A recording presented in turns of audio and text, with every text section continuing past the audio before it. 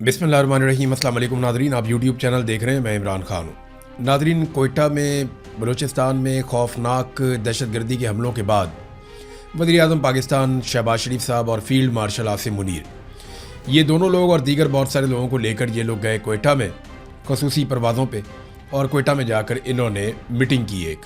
लेकिन जिन लोगों के साथ दहशतगर्दी हुई, जिन लोगों के साथ जुल्म हुआ, उनसे मुलाकात नहीं की गई। वो लोग इंतज़ार करते रहे, बार बार कहते रहे, बल्कि पैगामात भी आए कि लवाहिकीन से मुलाकात की जाए, उनके शिकवे उनके गिले सुने जाएं।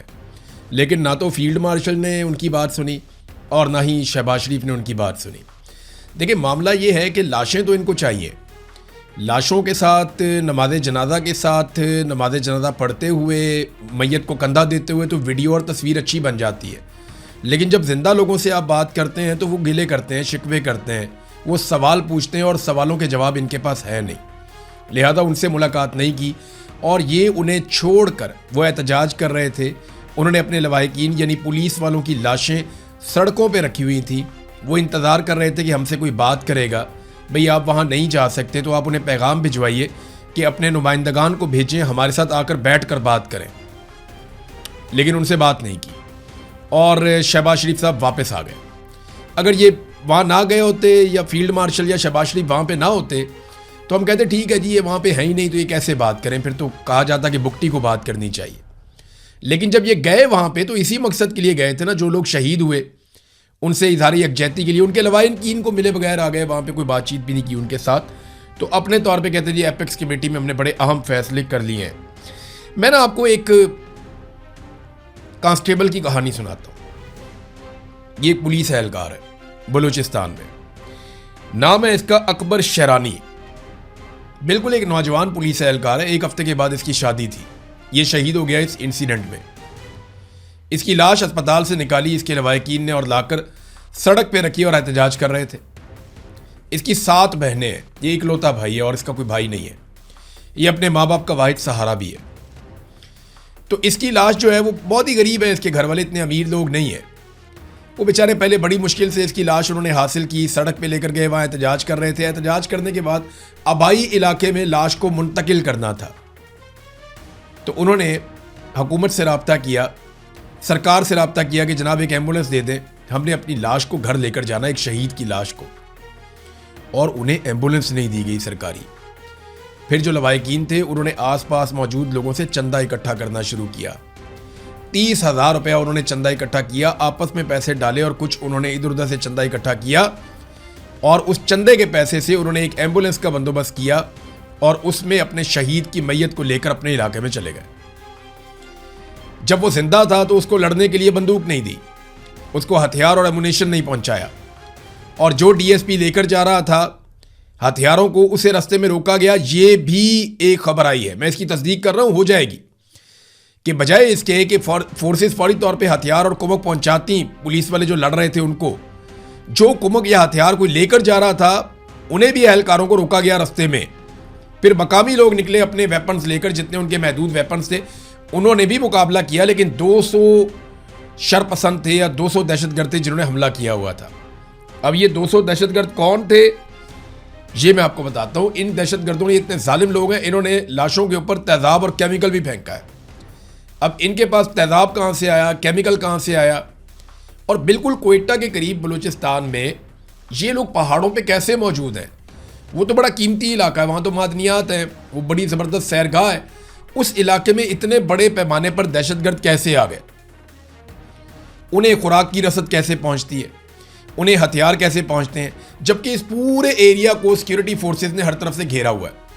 ये सवाल मैं बार बार अपने आप से भी पूछ रहा था, मकामी लोगों से भी पूछ रहा था। तो मुझे एक चीज़ पता चली कि यानी जो क्लेम मेरे सामने आया वो ये है कि ये अफगानिस्तान की जो अफगान फोर्सेस थी, ये उनके लोग भी हैं। अफगान फोर्सेस के बारे में मैं आपको बता देता हूं। जब तालिबान ने अफगानिस्तान के ऊपर कब्जा किया तो अफगान फोर्सेस के एक बहुत बड़े हिस्से ने सरेंडर कर दिया था। लेकिन उनमें से कुछ लोग जो है वो पाक अफगान बॉर्डर एरियाज में आकर छुप गए थे और उन्होंने पनाह ले ली थी। और क्योंकि पाकिस्तान की फौज बड़े लंबे अरसे से उनके साथ काम करती रही है तो उन्हें मौका भी मिला। अब वो लोग भी यहाँ पे बहुत बड़ी तादाद में मौजूद हैं जिनके पास ट्रेनिंग भी है और जदीद हथियार भी है। और कुछ ज़राए ये कह रहे हैं कि उन्हें यहाँ पे इसलिए पनाह दी गई थी क्योंकि वो तालिबान के दुश्मन हैं और जब मौका मिलेगा तो उन्हें तालिबान के खिलाफ इस्तेमाल किया जा सकता है और उन्हें टीटीपी से लड़वाने के लिए यहाँ पे इकट्ठा किया गया। अब कुल मिलाकर हमें जो बलूचिस्तान से पिक्चर आ रही है वो ये है कि स्मगलरों को इकट्ठा किया जा रहा है, उन्हें मुसल्लह किया जा रहा है। जो जराइम पेशा लोग हैं जिनके सरों के ऊपर इनामात थे उन्हें भी इकट्ठा किया जा रहा है, फ्री हैंड दिया जा रहा है। फिर जो अफगान फोर्सेस थी जिनसे तालिबान लड़ते थे वो भी यहाँ पे इकट्ठे किए गए हैं। तो इस तरह अलग अलग किस्म के ग्रुप्स को इकट्ठा करके एक बहुत बड़ी फोर्स तैयार की जा रही है अलग अलग किस्म की, और इनका काम है ये नेशनलिस्ट जो हैं उनके साथ लड़ें, कौम परस्तों के साथ, या BLA के साथ लड़ें, या दीगर तंजीमों के साथ लड़ें, या TTP के साथ लड़ें। यानी पाकिस्तान में एक के बाद एक प्रॉक्सी बनाई और तैयार की जा रही है। लेकिन याद रखिएगा, प्रॉक्सी बनाने के खेल में पाकिस्तान को हमेशा नुकसान हुआ है। इदारों ने वक्ती तौर पर फ़ायदा हासिल किया, लेकिन end of the day ultimately Pakistan को इसका नुकसान हुआ है। बलूचिस्तान की इस वक्त की सूरत हाल ये है कि ट्रेनें तक बंद कर दी गई हैं, यानी महदूद मुद्दत तक के लिए ट्रेनें बंद कर दी गई हैं और बलूचिस्तान में आमदोरफ्त रोक दी गई है। यानी मैं फिर आपको दोबारा वहाँ ले जाता हूँ कि खसूसी तैयारों के ऊपर बैठ के फील्ड मार्शल और शहबाज शरीफ और उनके लोग पहुंचे हैं कोयटा में। क्यों पहुंचे? कि ये लोग शहीद हो गए थे। अब वो जो शहीद है उनके लिए एम्बुलेंस भी नहीं है। यानी शहबाज शरीफ के लिए, फील्ड मार्शल के लिए, बाकियों के लिए खसूसी तैयारे हैं। वो अपने खसूसी तैयारों में VVIP प्रोटोकॉल के साथ वो पहुंच जाते हैं कोयटा में, जबकि ये जो शहीद अहलकार है जिसके लिए वहां पे इकट्ठे हुए हैं, इसको इसकी मैयत इसके इलाके तक पहुंचाने के लिए एम्बुलेंस भी नहीं दे रहे। वो बेचारे चंदा जमा करके अपने शहीद अहलकार को लेकर जा रहे हैं। 9 अहलकार नादरीन बाजियाब करवाए गए हैं। अब इसका क्रेडिट इससे पहले कि कोई ले, मैं आपको असल खबर बता देता हूँ। ये 9 अहलकार कैसे बाजियाब हुए, जो रोजनामा कुदरत है उसके अंदर ये खबर छपी है बलूचिस्तान से। वो ये बताते हैं कि अभी तक इन इतलात की मुकम्मल तौर पे तस्दीक या तस्वीर वीडियो सामने नहीं आई, मगर हना ओड़क से जो अगवा होने वाले 9 अफराद हैं उनको मुसल्लह अफराद ने रिहा कर दिया। ज़राए के मुताबिक मगवी अफराद की रिहाई के लिए कल इलाके के बुजुर्गों और मोतबरीन का एक वफद पहाड़ों में मुसल्लह अफराद के पास गया था। आज मगरिब को मुसल्लह अफराद जो खुद को TTP वाले कह रहे हैं उन्होंने मगवियों को रिहा कर दिया है। यानी वो जो मुसल्लह अफराद पहाड़ों में बैठे हुए हैं उन्होंने जो अगवा किए हुए लोग थे उनमें से 9 को रिहा कर दिया है। और वहाँ पे आपको ये भी पता है कि 18 के करीब लोगों को शहीद करके उनकी लाशें पहाड़ों में जो है वो फेंक दी गई थी, जिन्हें फिर बाद में मुतासरीन और लवाहिकीन अपनी मदद आपके तहत वहाँ पे मजदूरों और गाड़ियों को ले जाकर उठाकर लाए थे। पुलिस के अंदर नादरीन सख्त गुस्सा है, लवाहिकीन के अंदर सख्त गुस्सा है।